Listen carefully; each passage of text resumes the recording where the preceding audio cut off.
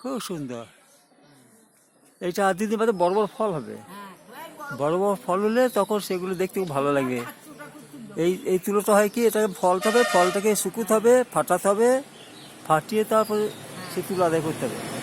আমার ছিল ছিল খুব সুন্দর এই জিনিসটা।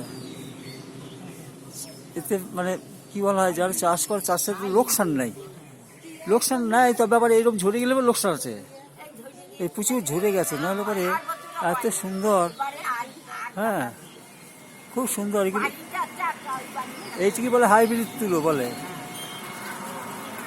এটি হাইব্রিড তুলো। বাড়ির ভিতরে আছে, ফল হয়েছে, এত হয়েছে। ও বাহ, খুব সুন্দর,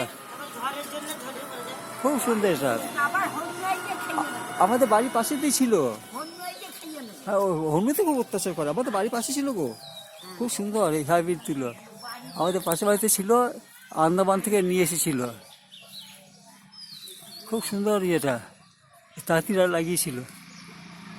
আমি দৈনিক দেখি, এটা ভাবি যে হাইব্রিড বটে কিনা, দেখছি হ্যাঁ ঠিকই বটে, হাইব্রিডটাই বটে।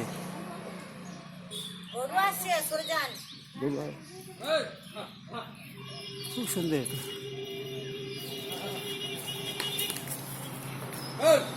ফল আলু দেখতে আরো ভালো লাগে, ফল আলু আরো দেখতে ভালো লাগে।